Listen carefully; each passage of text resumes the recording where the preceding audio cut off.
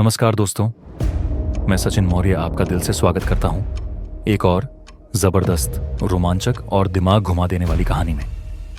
ये कहानी हमें हमारे दोस्त हर्षित ने बताई है, जो हमेशा नई नई अनोखी कहानियां सोचते रहते हैं।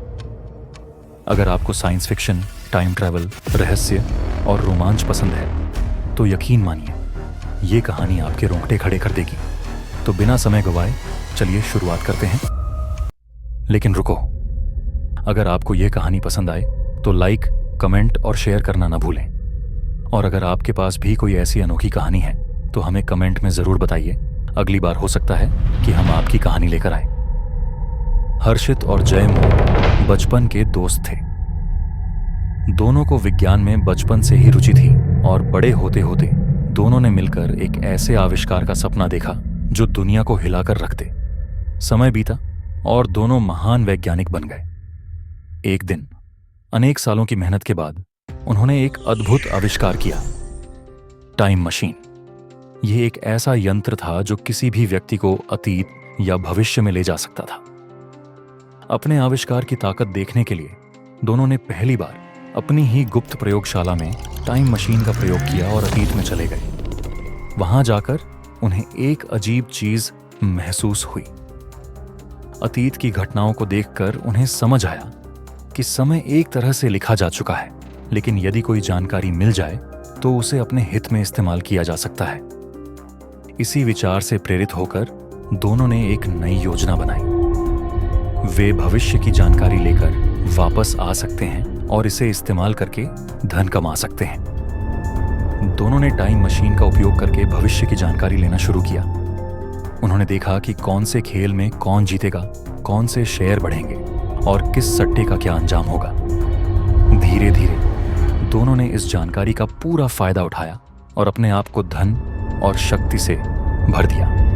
हर्षित और जय मोल अब एक नया जीवन जी रहे थे, धन, शान, शौकत और एक अलग ही दुनिया। लेकिन एक दिन जब उन्होंने टाइम मशीन का उपयोग करके भविष्य देखा तो उनकी रुख खुद बदल गई। उन्होंने देखा कि कुछ ही सालों में धरती पर एक बड़ी विपत्ति आने वाली थी। एक विदेशी प्रजाति जो न तो मानव थी और न ही इस दुनिया से संबंधित थी। हाँ, वे एलियंस थे। एक भयानक आक्रमण होने वाला था जो पूरी मानवता को खत्म कर सकता था। यह देखकर दोनों समझ गए कि सिर्फ धन कमाने से कुछ नहीं होगा, अब उन्हें इस दुनिया को बचाना होगा। इसी वजह से उन्होंने एक नए मिशन की शुरुआत की, एक ऐसा शस्त्र बनाने का जो इस एलियन आक्रमण का सामना कर सके। हर्षित और जय मोल ने भविष्य में जाकर यह पता लगाया कि इस आक्रमण की शुरुआत कहां से हुई थी। लगभग 1 लाख साल पहले एलियंस पृथ्वी पर आए थे और उन्होंने यहां अपना एक गुप्त मिलिट्री बेस बनाया था। हालांकि पृथ्वीवासियों के लिए यह समय बहुत लंबा था, लेकिन एलियंस के लिए यह केवल 100 वर्षों के बराबर था। इस समय एक बड़ा मंदिर, बद्रीनाथ मंदिर बन चुका था और कोई नहीं जानता था कि उसके नीचे क्या छिपा हुआ है। लेकिन जब हर्षित और जय मोल ने गहराई से जांच की तो उन्हें पता चला कि वहां सकारात्मक तरंगों, पॉजिटिव वेव्स का अत्यधिक प्रभाव था। ये तरंगें एलियंस की नकारात्मक ऊर्जा और तकनीकों को बाधित कर सकती थीं। मंदिर के नीचे एलियंस का एक विशाल अड्डा था जो हजारों वर्षों से सक्रिय था। वे इसे अपनी गुप्त प्रयोगशाला और मिलिट्री बेस के रूप में इस्तेमाल कर रहे थे। इसी जगह से वे पृथ्वी पर अपनी योजनाओं को संचालित कर रहे थे। इस अड्डे में उनके पास अत्याधुनिक हथियार, जैविक रोबोट और ऊर्जा स्रोत थे, जिससे वे पृथ्वी पर अपनी पकड़ बनाए हुए थे। लेकिन भविष्य की पृथ्वी पूरी तरह तबाह हो चुकी थी।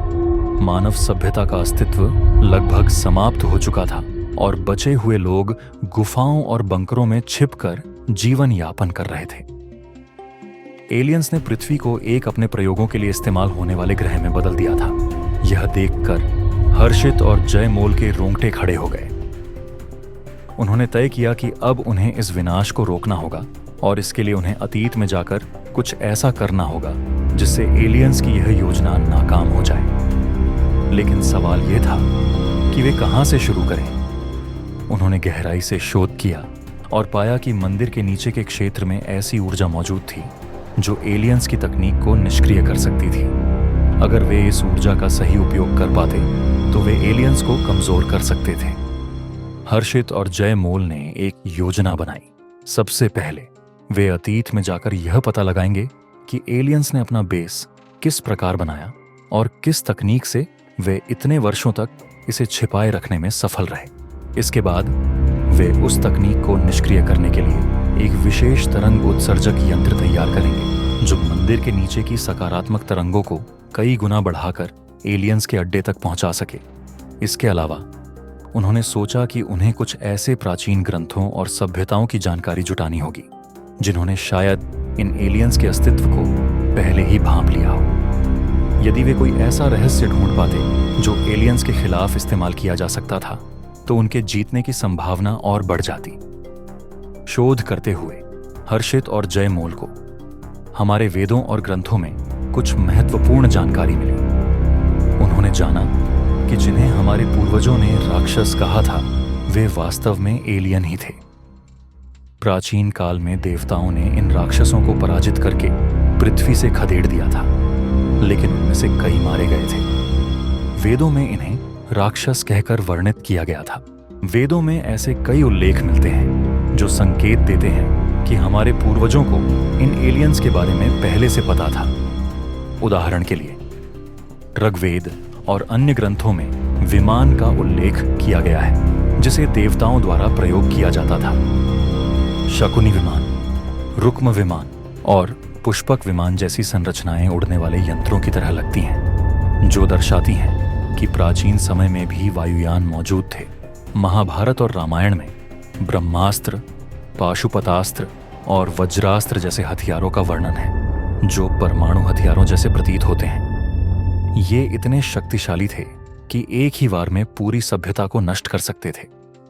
हर्षित और जय मोल को लगा कि ये हथियार संभवतः उन्हीं एलियंस के खिलाफ उपयोग किए गए थे। वेदों में वर्णन मिलता है कि कुछ राक्षस हमेशा अंधकार में रहते थे और सूर्य के प्रकाश से बचते थे। इससे यह साबित होता है कि एलियंस की सबसे बड़ी कमजोरी सूर्य की रोशनी थी और इसी कारण उन्होंने अपने बेस जमीन के नीचे बनाए थे। हर्षित और जय मोल ने एक योजना बनाई। सबसे पहले वे अतीत में जाकर यह पता लगाएंगे कि एलियंस ने अपना बेस किस प्रकार बनाया और किस तकनीक से वे इतने वर्षों तक इसे छिपाए रखने में सफल रहे। इसके बाद वे उस तकनीक को निष्क्रिय करने के लिए अब समय आ चुका था कि वे अपनी योजना को अमल में लाएं। हर्षित और जय मोल ने अपनी टाइम मशीन सेट की और 1 लाख साल पहले के समय में जाने की तैयारी कर ली। जब वे अतीत में पहुंचे तो चारों ओर अंधेरा था। वे जानते थे कि एलियंस उजाले में प्रकट नहीं होते थे, इसलिए उन्होंने इंतजार किया। जैसे ही अंधेरा घना हुआ, उन्होंने अजीब अजीब आवाजें सुनी। उन्होंने देखा कि बड़े बड़े पहाड़ अपने आप हिलने लगे और उनके पीछे छिपे हुए गुप्त दरवाजे खुल गए। वहां पर उन्होंने स्पेस फाइटर्स, अंतरिक्ष यान भी देखे जो अत्याधुनिक तकनीक से लैस थे। फिर उन्होंने एलियंस को देखा। वे करीब 10 फीट लंबे थे और अत्यधिक ताकतवर दिख रहे थे। हर्षित और जय मोल ने चुपके से उनके बेस में प्रवेश किया। अंदर एक नीली रोशनी से भरा वातावरण था जहां कई एलियंस किसी अनजानी भाषा में आपस में बात कर रहे थे। हर जगह अजीबोगरीब मशीनें चल रही थीं और उनमें से कुछ हवा में तैर रही। उन्होंने देखा कि पूरे बेस का नियंत्रण एक विशाल रोबोट के पास था जो आदेश दे रहा था और सभी गतिविधियों की निगरानी कर रहा था। वे समझ गए कि अगर इस रोबोट को निष्क्रिय कर दिया जाए तो पूरी एलियन व्यवस्था ठप हो सकती है। इसके बाद उन्होंने बेस से बाहर निकलने का फैसला किया। इससे पहले कि वे वहां से जाते, उन्होंने चुपके से यह भी देख लिया कि बेस का मुख्य दरवाजा खोलने का पासवर्ड क्या था। अब उनके पास वह जानकारी थी जिससे वे एलियंस की पूरी योजना नाकाम कर सकते थे। 1 लाख साल पहले से लौटने के बाद हर्षित और जय मोल ने पूरी दुनिया को इस खतरे के बारे में बताया। उन्होंने बताया कि जल्द ही एलियंस का आक्रमण होने वाला है जिससे संपूर्ण मानवता समाप्त हो सकती है। इस खतरे से निपटने के लिए उन्होंने भारत सरकार और अन्य वैज्ञानिकों की मदद से एक कृत्रिम सूर्य बनाने की योजना बनाई। चीन पहले ही एक कृत्रिम सूर्य विकसित कर चुका था और उसी तकनीक का उपयोग करते हुए भारत ने भी अपना सूर्य तैयार किया। इस सूर्य से निकलने वाली रोशनी और ऊष्मा इतनी तीव्र थी कि वह पृथ्वी पर एलियंस के अड्डों को नष्ट कर सकती थी। इसके बाद भारत और चीन की सरकारों ने मिलकर एलियंस के अड्डे पर परमाणु हमला करवा दिया। यह हमला इतनी ताकतवर था कि उसने पूरे बेस को ध्वस्त कर दिया। अब सब तैयार थे, एलियंस के हमले का इंतजार कर रहे थे। लेकिन जैसे ही एलियंस पृथ्वी पर उतरे, कृत्रिम सूर्य की रोशनी और ऊर्जा ने उन्हें कमजोर कर दिया। मानव सेना ने तुरंत उन पर हमला कर दिया और एक भयंकर युद्ध छिड़ गया। लेकिन इस बार मानवता तैयार थी। हर्षित और जय मोल की योजना सफल रही और कुछ ही घंटों में सारे एलियंस नष्ट हो गए। इस जीत के साथ मानवता ने अपनी स्वतंत्रता वापस पा ली। हर्षित और जय मोल ने अपनी टाइम मशीन को हमेशा के लिए नष्ट कर दिया ताकि कोई और इसके दुरुपयोग की कोशिश न कर सके। अब पृथ्वी सुरक्षित थी और मानवता ने एक नया अध्याय शुरू किया, एक ऐसा भविष्य जहां विज्ञान और एकता ने मिलकर जीवन को बचाया था।